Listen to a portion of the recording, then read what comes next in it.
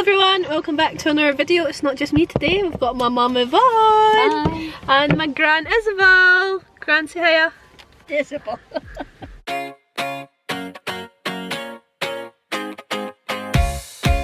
We are at a place called the Japanese Gardens in Cowden, not Cowden Beef for the confusion, not where we live, but it's near Dollar. I'll put the postcode in if you want to find it, but the postcode doesn't take you to it, you have to keep going past it.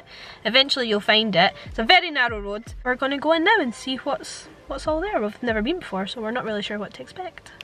As we go through the garden and you see all the clips, I'm going to speak a little bit about the history because it's actually very interesting, but I'll stop right now because I'm about to speak. Okay, so we're in there, we've got a map, and we're going over there. Standard Scottish style. It's raining, as all in my vlogs, it's always raining, but it looks so pretty. And the water is like so still, except for the raindrops obviously. I really regret not doing any research into this garden before we went because the story behind it is actually very interesting. I'm going to read a little bit off the website. So it says, at the turn of the 20th century, the Scottish adventurer Ella Christie returned home from a trip to the Orient inspired to build a Japanese garden. She chose a female designer, Takehanda, to create the 7-acre site in the grounds of Cowden Castle. In doing so, the Japanese garden at Cowden became the first and only garden of its size and scale to be designed by a woman.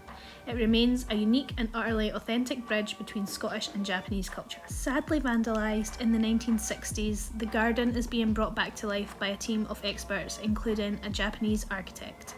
The story of the garden dates all the way back to 1861 when Ella Christie was born.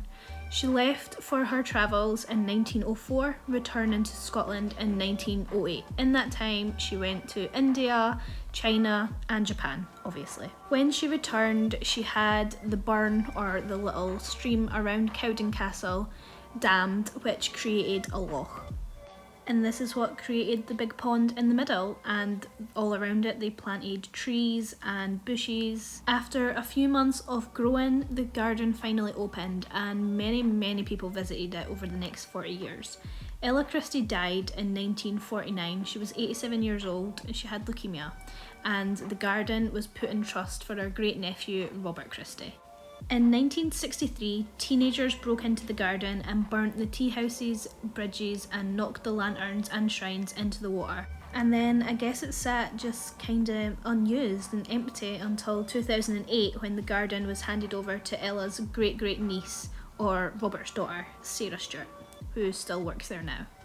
In the time since Sarah has taken over, Takehanda, who designed the whole garden originally, her granddaughter has visited in 2010. Also in 2010 is when the loch is dredged in order to clear the weeds and find the missing pieces from the lanterns that the teenagers had broke years before. 2013 is when the Japanese architect Professor Misao Fukuhara from Osaka University of Arts in Japan was appointed to restore the garden. The restoration started in 2014 and now it's opened back up to the public, so hopefully Ella Christie would be proud. And that's the story of the Japanese garden at Cowden. I think it's so cool that the garden is still run by Ella Christie's great niece, and it's still in the family, and they have managed to restore it back to its former glory just as Ella had pictured. So I really hope you have enjoyed this video and you enjoy these clips. There's still a few more to go, but I'm gonna sign off here.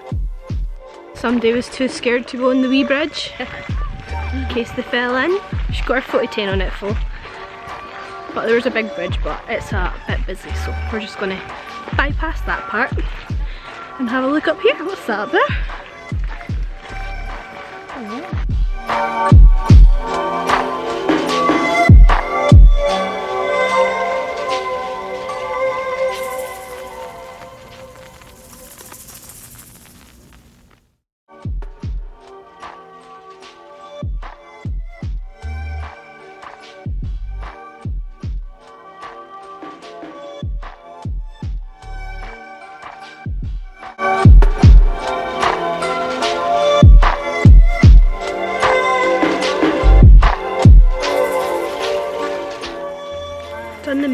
of the Japanese garden now. We're on a bit called the Christie Walk, which is like through the woodlands, and then I think there's a bit over the other side, but we'll just see what happens.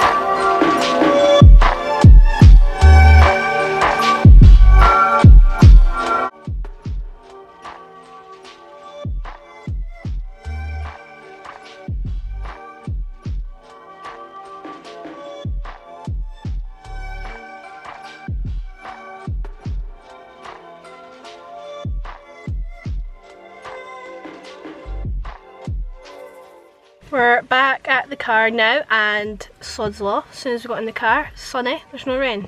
But it was good. Did you like it? Yeah, it was nice. Did you like it? It was good. I really enjoyed it. It was such a nice wee walk. We didn't go the full walk. It said the pond walk was under construction, so we couldn't go that way.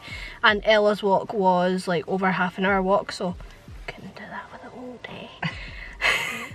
But hopefully I got some good footage of the walks in the woodlands and Japanese garden. I mean, there wasn't much in Japanese gardens, was there?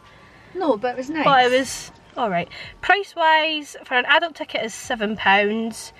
Senior is £6.50, and kids I think is around about £4. I'll check if that's wrong, I'll put it on the screen. But yeah, it was good. So we had a good time. I think we're going to go grab some food now because we're all a bit hungry. I've dropped my mum and gran off home now, and I'm back in the house, and it's actually a really lovely day. We had a fab time at the Japanese gardens. It's just something a little bit different from what you would normally do. Never seen anything like it before.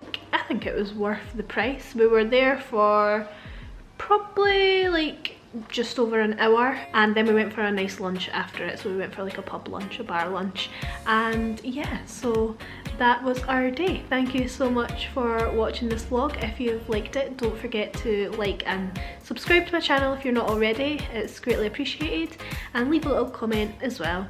And I will see you in the next video. Bye!